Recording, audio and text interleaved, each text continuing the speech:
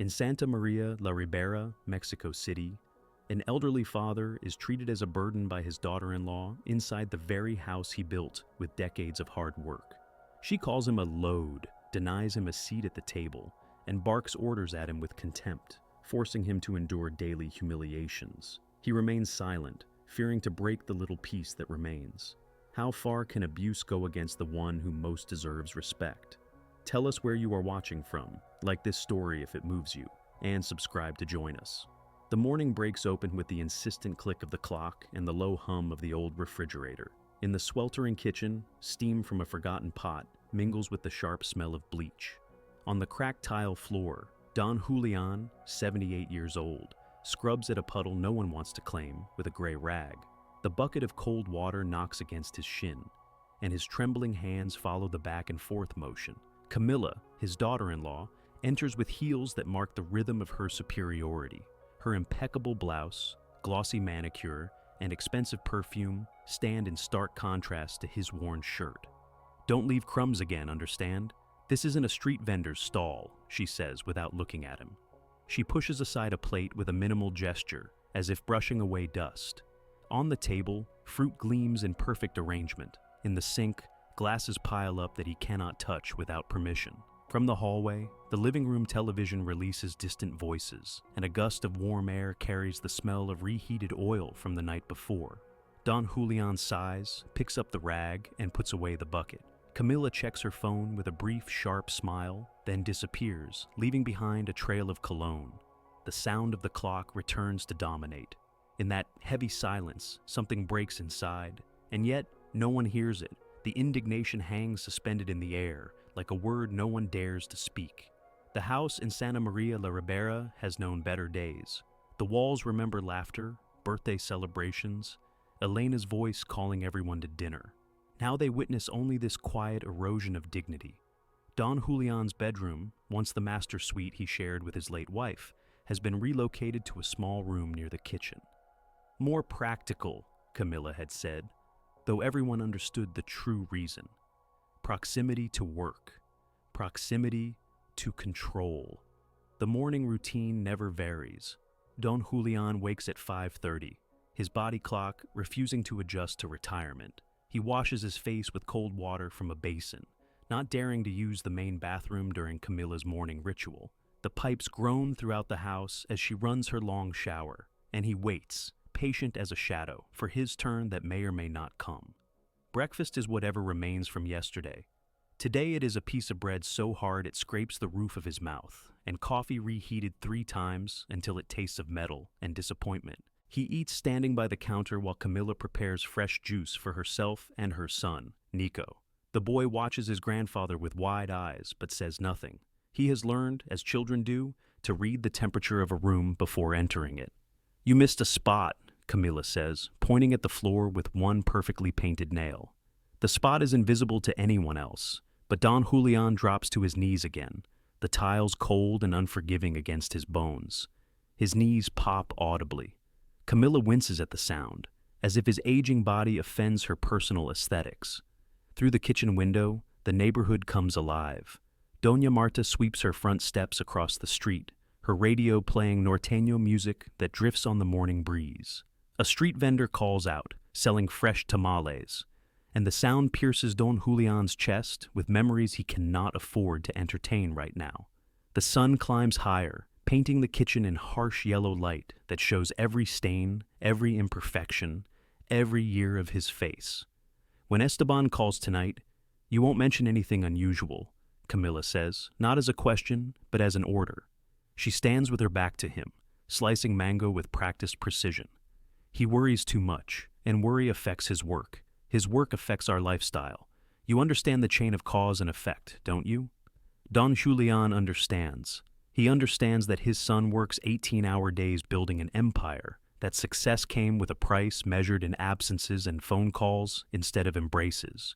He understands that Camilla managed to position herself as the gatekeeper between father and son, filtering information, shaping narratives, controlling access.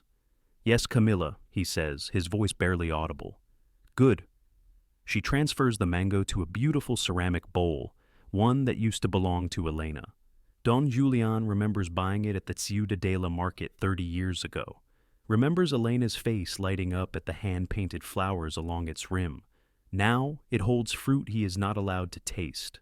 Rosa arrives at 8, the young woman who helps with the heavy cleaning. She enters through the back door, as instructed, though once she would have been welcomed through the front like family. Her eyes find Don Julian's for just a moment, a flash of sympathy quickly extinguished. She needs this job. She has her own family to feed. The mathematics of survival do not allow for heroism. The bathroom upstairs needs scrubbing, Camilla tells Rosa, already moving toward the living room with her coffee and her phone. Don Julian will show you where the supplies are. Make sure he doesn't waste anything. He has a tendency to be careless. The accusation hangs in the air, absurd and cruel. Don Julian, who built a business from nothing, who counted every peso and made every centavo work, now stands accused of carelessness by someone who spends more on a single pair of shoes than he earned in a month of Don Tamale sales. Rosa follows him to the utility closet. In the narrow space, with Camilla safely out of earshot, she whispers, "Are you okay, Don Julian?" The question, simple and sincere, nearly undoes him. He nods, not trusting his voice. Rosa squeezes his arm briefly before gathering the cleaning supplies. The gesture is small, a tiny rebellion against the order of things, but it matters. It matters immensely. The clock continues its relentless march. In the living room, Camilla laughs at something on her screen, the sound bright and false. The house remains silent in all the ways that matter, while the kitchen, witness to so much daily humiliation, screams a truth no one wants to hear. Before life became an uphill battle, Don Julian dreamed simple dreams: a solid roof, hot meals, and education for his only son, Esteban. He arrived in Mexico City from Puebla with a toolbox and a portable stove, determined to build something from nothing. The city sprawled before him, indifferent and vast. But he was young then, and youth carries its own kind of fuel. For years, he sold tamales at dawn, his hands wrapped around the steaming pot as the first light touched the streets of Santa Maria la Ribera. By 4 in the morning, he was already at his corner, the smell of corn masa and green salsa announcing his presence to the neighborhood. Workers on their way to factories, nurses finishing night shifts, students stumbling home late. They all knew Don Julian's tamales. He learned their names, their stories, their troubles.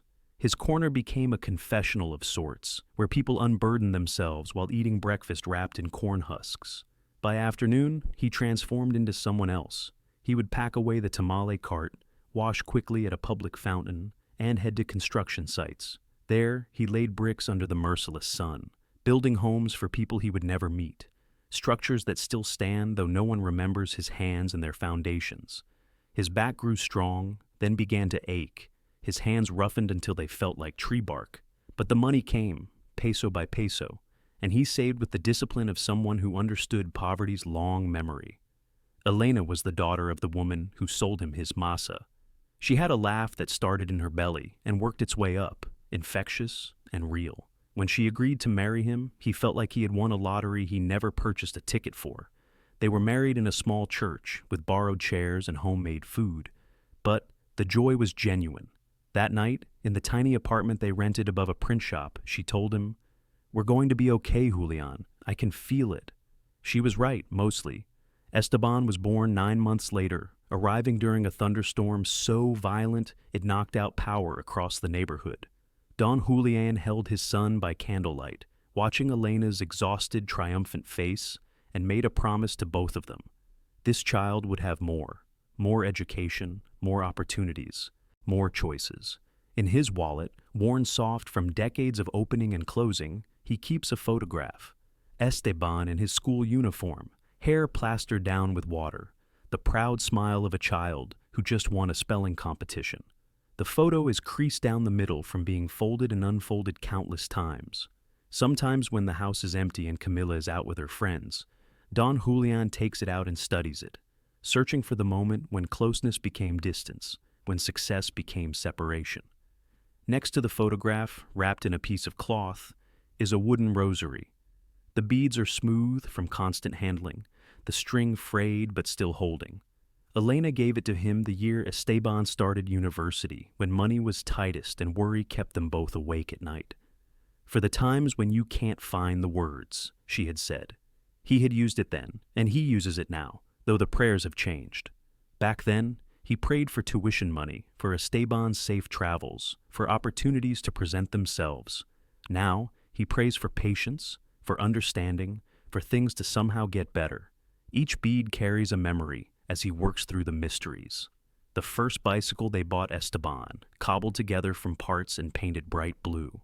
The day Esteban got his first job, coming home with his first paycheck, and insisting on taking them out to dinner. The gradual expansion of the business Esteban built, each success creating more distance even as it provided more comfort, pride, and absence, intertwined like the beads in his hand. Elena got sick when Esteban was 25, just as his career was taking off.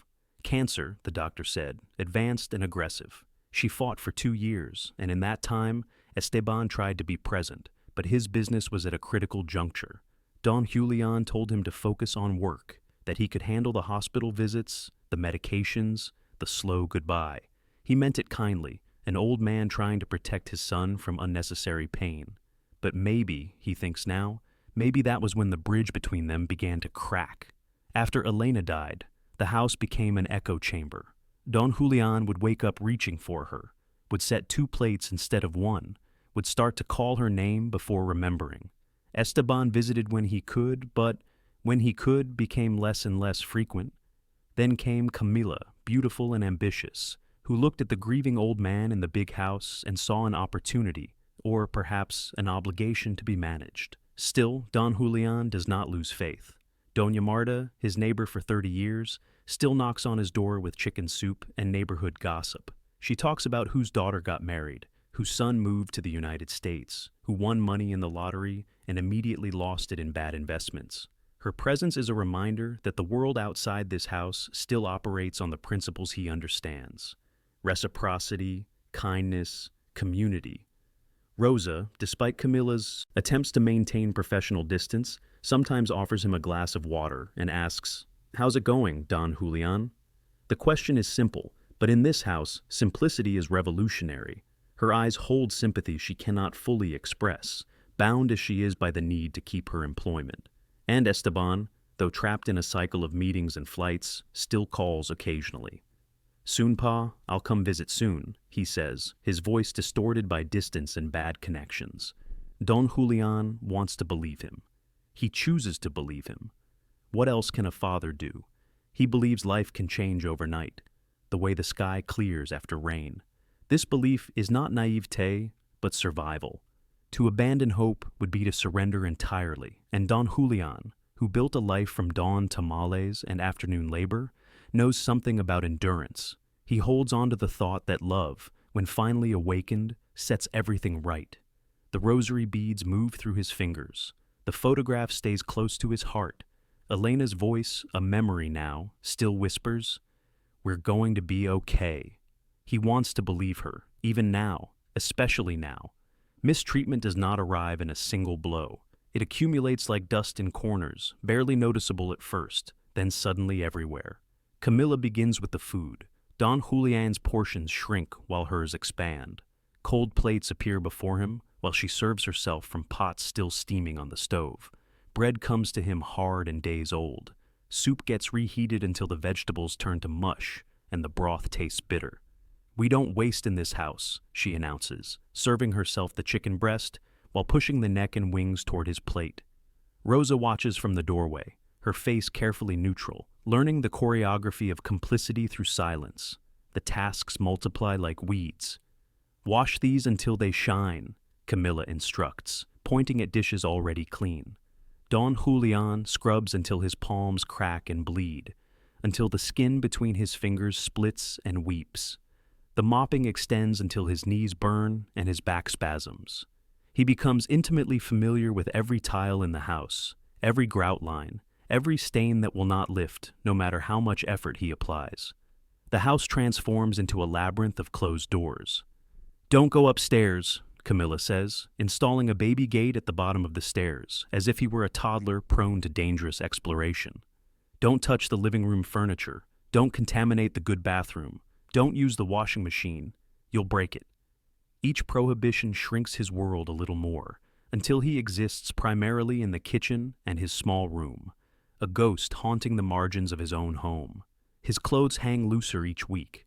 The belt, already on its last hole, requires a new one punched with a screwdriver. His wedding ring slides around his finger, threatening to fall off. At night, sleep refuses to come. He lies awake listening to the house settling, to Camilla's television murmuring through the walls, to the sound of his own breathing in the darkness. Fear moves in like a draft that never stops, a cold current of air that finds every gap, every weakness. Then comes the word, dropped casually into conversation like a stone into still water. Nursing home. Camilla says it first at breakfast, testing its weight, watching his reaction. There are facilities, you know, places where elderly people receive proper care, professional care. She lets the implication hang. Here, in this house, the care is neither proper nor professional because he is the problem, the burden, the complication in an otherwise smooth existence.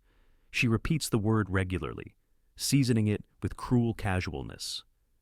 I saw a brochure for a place in Iztapalapa, very affordable. They have activities, other people your age. She makes it sound like a retirement resort rather than the exile it truly represents. You'd probably be happier there. Here, there's no time. We're all so busy. The threat becomes specific. Camilla leaves brochures on the kitchen table where he cannot miss them. Sunset Views Residence. Golden Years Care Center. Each features photos of smiling elderly people engaged in arts and crafts, playing cards, being wheeled through gardens. The images are meant to reassure, but Don Julian sees through them to the institutional sameness, the loss of identity, the slow fade into anonymity among strangers. Rosa begins to avoid eye contact. She understands which way the wind blows and adjusts her sails accordingly. When Camila speaks cruelly to Don Julian, Rosa finds urgent business in another room. When he struggles with a task clearly beyond his physical capacity, she walks past as if he were furniture. Survival makes cowards of us all, and Rosa has her own mother to support, her own rent to pay. Doña Marta suspects something is wrong. She has lived across the street long enough to read the signs. Don Julian's increasingly rare appearances on the front steps, the way he seems to shrink inside his clothes, the absence of his voice even when she can see him through the window. Once, she tries to ask, "Everything okay, Julian? You look tired." "Fine, Marta. Just old age catching up." He smiles, but the smile does not reach his eyes. Shame seals his mouth. What would he say? That his daughter-in-law treats him like a servant? That he eats cold food and sleeps afraid? The words would taste like failure, like admission, that he cannot manage his own family, cannot command respect in his own home. So he says nothing, and Doña Marta, sensing the wall, does not push further. The neighborhood operates on an unspoken code. Do not intrude, do not expose, do not make waves. One pre-dawn morning, when the city still blinks sleep from its eyes, Don Julian wakes to use the bathroom. He hears voices in the kitchen, low and urgent. Camilla, on her phone, speaking in the tone she reserves for confidential matters. He moves quietly, down the hallway, his bare feet silent on the tile. "Yes, that's the plan," Camilla is saying. "We get the house transferred to Esteban's name first, then I manage it. He won't even notice. He never checks these things. The old man goes to the facility this weekend. No one will object." "Who would?" A chair scrapes. The conversation shifts to pleasantries, something about lunch next week. Don Julian stands frozen in the hallway, his hand against the wall for support. His heart pounds so hard, he thinks surely she must hear it. The words replay in his mind. Transferred, facility, this weekend. Not just removal, but erasure. Not just exile, but theft. He retreats to his room before she can discover him. In the darkness, he sits on the edge of his bed, Elena's rosary clutched in his hands. The beads feel different now, less like comfort and more like weaponry. Each one a prayer, not for patience, but for intervention, for justice, for someone to see what is happening. As dawn breaks, a small miracle occurs. Nico, his 10-year-old grandson, appears at his door. The boy's presence is unusual at this hour. He carries something in his hand, sneaks into the room with the exaggerated stealth of a child playing spy. He places a folded piece of notebook paper under Don Julian's water glass, then puts a finger to his lips. "Shh, Abuelo. After the boy leaves, Don Julian unfolds the note with trembling hands. The handwriting is careful, the letters large and uncertain. Grandpa, I believe you. I see everything. I'm telling Dad. Something in his chest, frozen for months, begins to thaw. The note is evidence that he has not been completely erased, that at least one person in this house still sees him as human. He refolds it carefully and tucks it into his wallet next to Esteban's photograph. 2 pieces of paper, 2 connections to family, 2 reasons not to give up entirely. The morning routine begins. Camilla's heels click on the floor. The smell of fresh coffee, not for him, fills the kitchen. Rosa arrives through the back door. But something has shifted. A small thing has moved, and it will not return to its former position. The conspiracy of silence has cracked, just slightly, but cracks are where light enters. Esteban appears on a Tuesday before noon, carrying the urgency of a man who cannot find peace. His schedule has collapsed. A meeting canceled at the last minute. A disturbing email from his lawyer about irregular movements in the house's property records. Signatures that look questionable, dates that do not align. Something gnaws at him, an instinct he cannot name but cannot ignore. He uses his key, entering quietly. The house feels different, though he cannot immediately identify why. The air seems thicker, charged with something unspoken. From the kitchen comes the sound of voices, one sharp and commanding, the other silent in a way that speaks volumes. Esteban moves toward the sound, his expensive shoes soundless on the hallway floor. He reaches the kitchen doorway and stops. What he sees freezes him in place, his briefcase slipping from his hand and hitting the floor with a thud that echoes through the house. Don Julian is on his hands and knees on the kitchen floor. Food is scattered around him, rice, beans, pieces of tortilla. His father's arthritic fingers struggle to pick up the mess, his movements slow and painful. Above him stands Camilla, arms crossed, her expression a mixture of disgust and satisfaction. "Pick it up properly, old man. Every grain. This isn't a pigsty." Her voice carries the casual cruelty of someone who has repeated these words many times before. You drop food, you pick it up with your hands. Maybe then you'll learn to be more careful. Time stretches and contracts. Esteban sees his father's trembling hands, the pronounced curve of his spine, the way his pants hang loose around his shrunken frame. He sees the plate shards near his father's knee, the ones Camilla must have knocked to the floor deliberately. He sees the empty dog bowl near the back door and realizes with horror that it contains water meant for his father, not for a pet they do not own. The sound that comes from Esteban's throat is not quite a word. It is something more primitive, torn from a place he did not know existed. "Stop!" Camilla spins around, her face draining of color. For a moment, she is a statue, frozen in the act of reaching for her phone. Then the performance begins, the rapid calculation visible in her eyes as she searches for the right story, the correct tone. "Esteban, you're home early. Your father had a little accident, and I was helping him clean." "Helping?" The word comes out strangled. Esteban moves past her, dropping to his knees beside his father. Pa, are you hurt?" Don Julian's eyes, when they finally meet his son's, are pools of accumulated shame and relief and fear. He opens his mouth, but no words emerge. What can he say? Where would he even begin? Rosa, who has been watching from the doorway to the laundry room, her hands frozen on a wet towel, suddenly finds her voice. It shakes, but it comes. "Don Esteban, I need to tell you something. I should have told you before. I'm sorry. I was afraid. Tell me." Esteban helps his father to his feet, guides him to a chair, pours him water from the filtered pitcher, the good water, the water Camilla has been reserving for herself and Nico. His hands shake as he holds the glass to his father's lips. Rosa's story spills out in a rush. The cold food served to Don Julian, while hot meals go to everyone else. The endless cleaning tasks that continue until his hands bleed. The locked rooms, the prohibited spaces, the brochures for nursing homes left strategically where he will find them.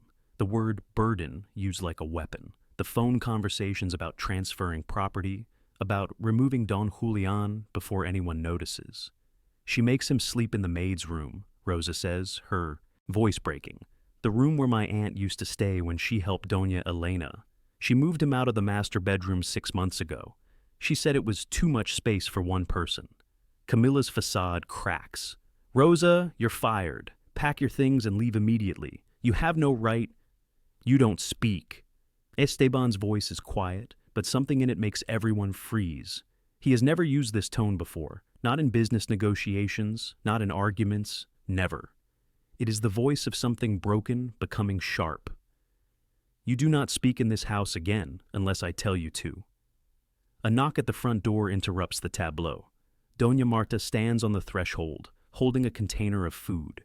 She takes one look at the scene, Esteban's face, Don Julian's tears, Camila's rage, Rosa's trembling, and steps inside without invitation. I'm glad you're here, Esteban, she says, setting down the container. I've been watching for months, waiting for someone to see what I've been seeing. Your father disappearing piece by piece. The way she talks to him through the window, like he's nothing. The way he's stopped coming outside. I wanted to call you, but I thought, maybe I'm wrong, maybe I'm seeing things. Old woman's imagination. You weren't wrong. Esteban's jaw works. He looks at Camilla, really looks at her, and sees a stranger.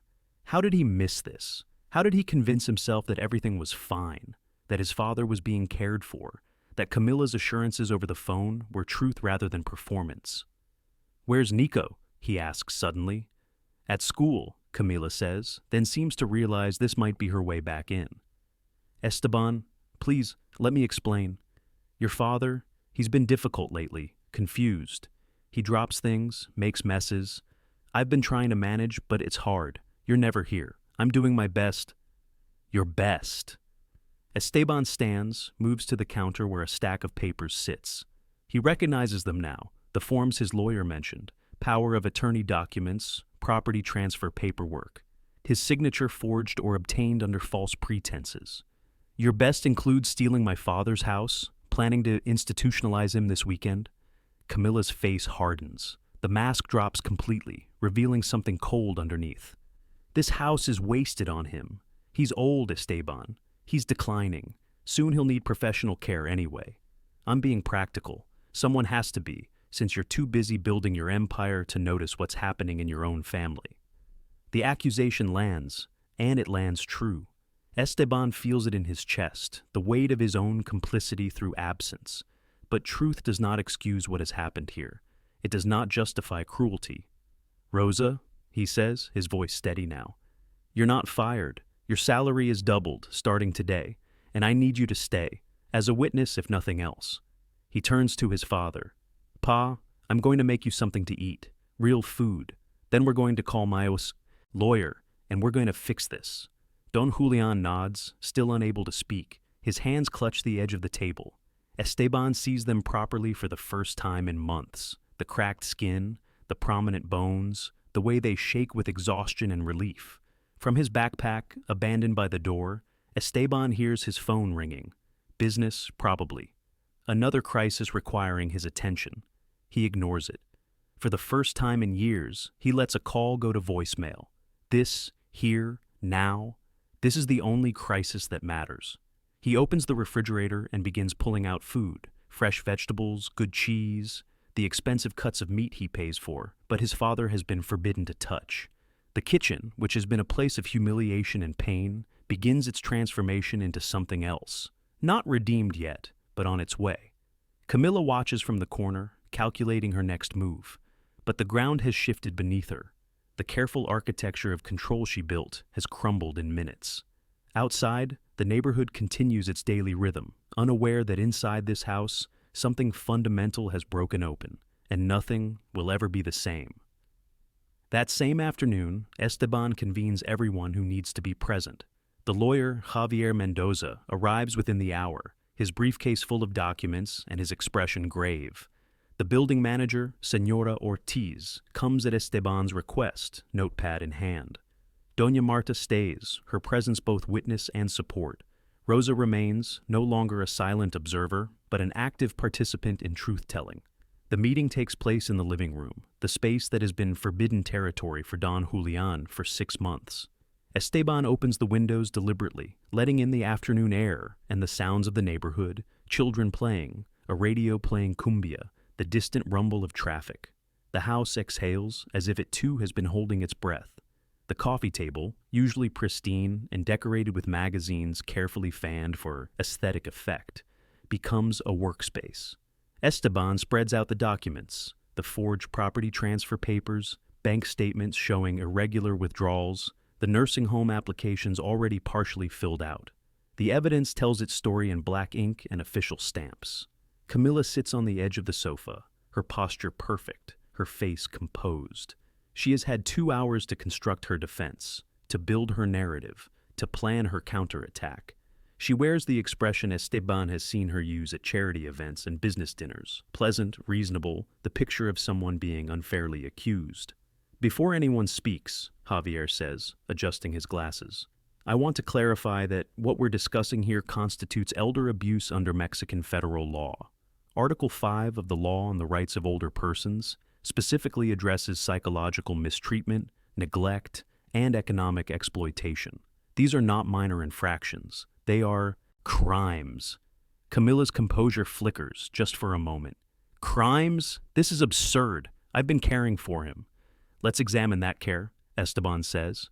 He has spent the past hours putting together a timeline, interviewing Rosa, talking with Doña Marta, and most importantly, listening to his father.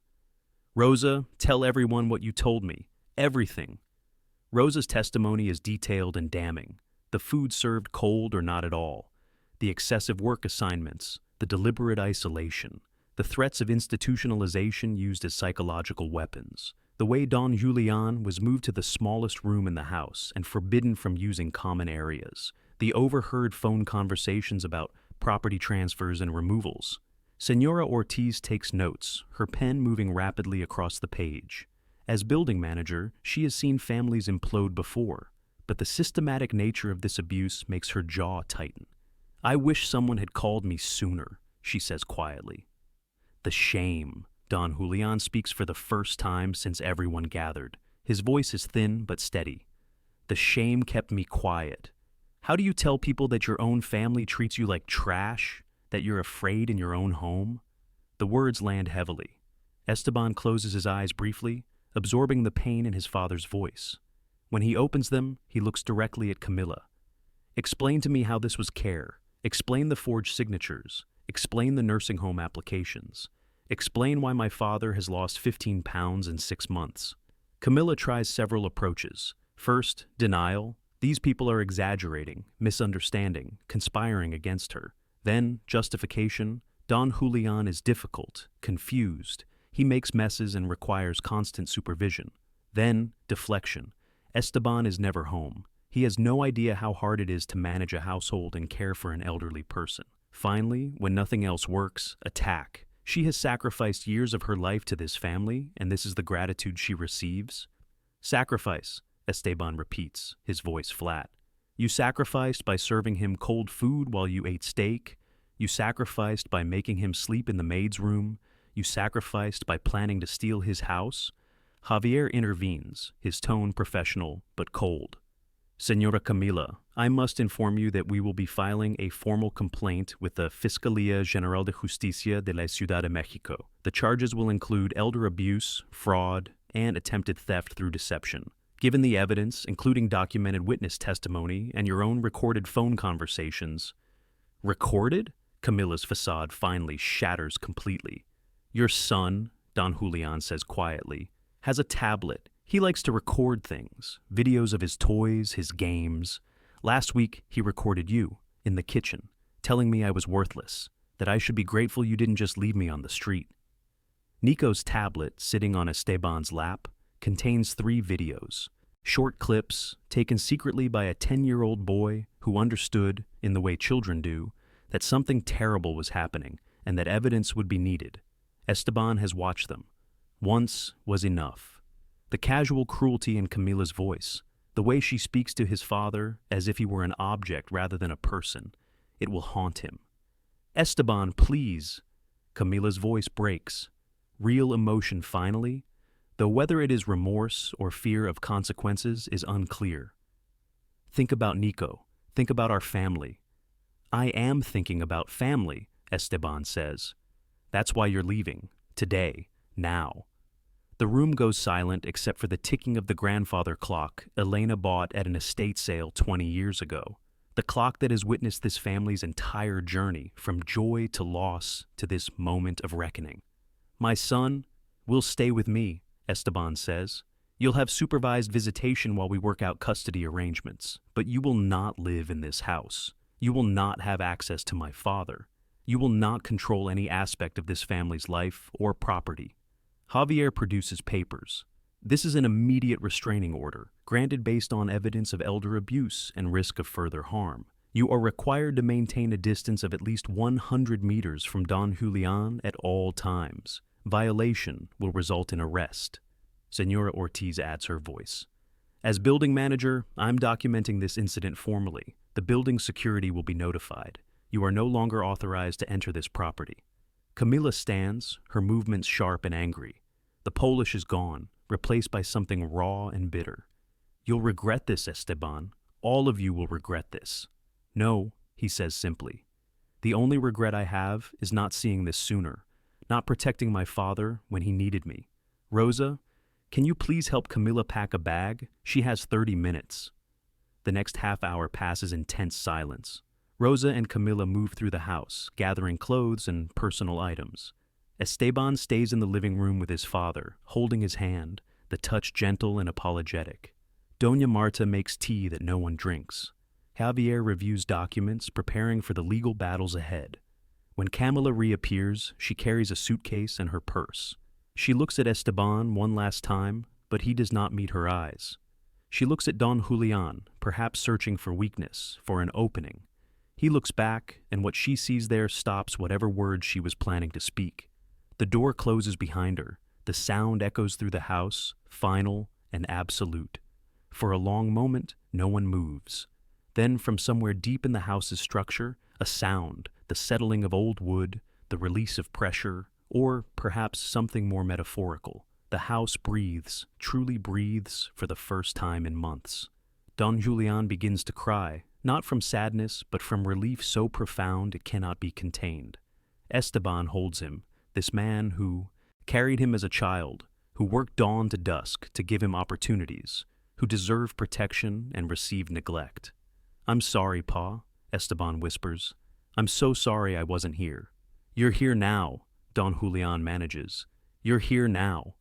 Outside, the afternoon fades toward evening. Inside, the work of healing begins. The following weeks bring order where chaos reigned. A judge reviews the evidence, Rosa's testimony, Doña Marta's observations, the medical examination showing malnutrition and signs of psychological distress, the forged documents, the videos from Nico's tablet, and issues a comprehensive ruling. The verdict is clear, public, and severe. Camila receives a restraining order extended to 2 years, a fine of 200,000 pesos for attempted fraud and elder abuse. But more than the financial penalty, the court mandates 200 hours of community service to be completed at Casa Amanecer, a day center for elderly residents in Santa Maria la Ribera. She must serve meals, assist with activities, listen to stories, and provide the care she denied Don Julián. The judge's words are recorded in court documents. Perhaps by serving those she disdained, the defendant will learn the dignity inherent in every human being, regardless of age. The sentence makes its way through the neighborhood, like wind through leaves. In the corner store, at the bus stop, in the market where Don Julián used to sell tamales decades ago, people talk. Some express satisfaction. Justice served, the powerful held accountable. Others whisper about Camila's fall from grace, her designer clothes now worn while mopping floors and washing dishes at the senior center. The punishment is severe, visible, and designed to teach. On the 4th Saturday of her community service, Doña Marta happens to visit Casa Amanecer to see an old friend. She witnesses Camila serving lunch, her manicured nails now short and unpolished, her expression a mixture of resentment and something that might be the beginning of understanding. An elderly man drops his fork, and Camila bends to pick it up, brings him a clean one. The gesture is small, perhaps still performed out of obligation rather than compassion, but it exists. Change begins in increments. Esteban restructures his entire life with the precision he once reserved for business deals. He works with Javier to secure Don Julian's rights permanently. The house deed is modified to grant Don Julian lifetime usufruct, permanent, irrevocable right to live in the home, use it, benefit from it. No one, including Esteban himself, can remove him or sell the property without his explicit consent, verified by an independent lawyer. Financial security follows. A trust is established, managed by a reputable firm, ensuring Don Julian's care needs are met: medical insurance, home maintenance, a stipend for personal needs, and funds for help if required. Esteban insists on transparency: monthly statements, regular check-ins with the trustee, the right to audit at any time. But beyond legal mechanisms, something more fundamental shifts. Esteban rearranges his schedule. The morning meetings that used to begin at 7 now start at 9, giving him time to have breakfast with his father. The international trips get reduced, delegated, or conducted virtually. On Tuesday afternoons, he closes his office and comes home early, joining Don Julian and Doña Marta for coffee and conversation. Nico, who had retreated into silence during his mother's reign of control, begins to speak freely again. He arrives after school with homework questions and stories about his day. Don Julian, who once tutored Esteban through long division and history projects, now helps his grandson with multiplication tables and geography. The circle completes itself, knowledge passing down through generations as it should. "Abuelo, what's the capital of Puebla?" Nico asks one afternoon, sprawled on the living room floor with his textbook. "Puebla de Zaragoza," Don Julian says, and then, because memory is generous, "I arrived there at the bus station in 1969. I was 17. I had 40 pesos in my pocket and a letter of introduction to a man who needed help in his brickmaking business." Nico listens with the intensity of someone hearing a story for the first time. These stories had been silenced, deemed unimportant, relegated to the past. Now they emerge again, filling the house with history and connection. Rosa stays on, but the nature of her work changes. She is no longer complicit in cruelty, but rather a member of the household, respected and valued. Her salary reflects her worth. She arrives through the front door now, not the service entrance. When she cooks for everyone equally, and they eat together at the table that once was divided by invisible but rigid boundaries. The house itself transforms. Don Julian moves back into the master bedroom, the space he shared with Elena. Esteban helps him clean it out, hang familiar pictures, arrange furniture the way it used to be.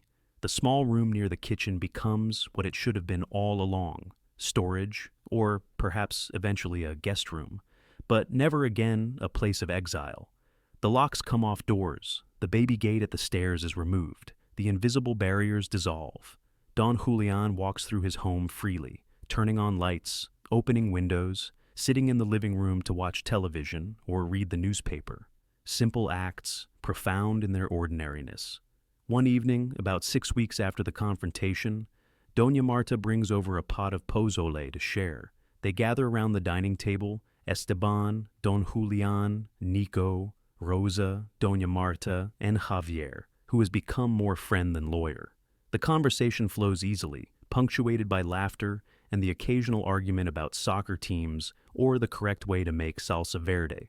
After dinner, Nico falls asleep on the couch, his head on his grandfather's lap. Don Julian strokes the boy's hair gently, a gesture tender and natural. Esteban watches from the kitchen doorway, where he is helping Rosa with dishes. Another change, the son helping with tasks he once considered beneath his notice.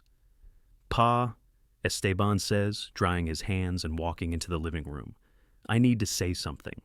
Don Julian looks up, always slightly wary now of serious conversations, of pronouncements that might change things again.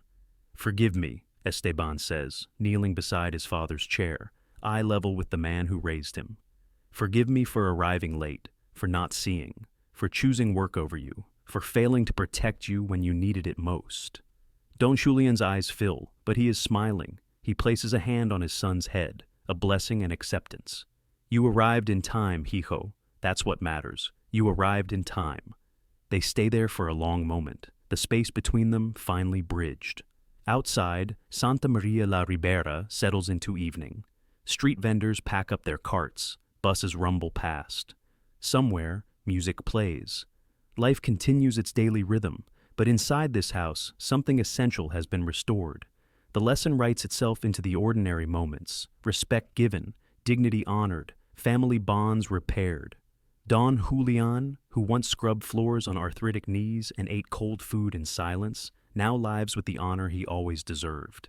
Justice, when it finally arrives, looks like this: not dramatic or cinematic, but quiet, persistent, and real. A truth settles into the foundation of the house, simple and immovable. Dignity is not negotiable. It cannot be earned or lost.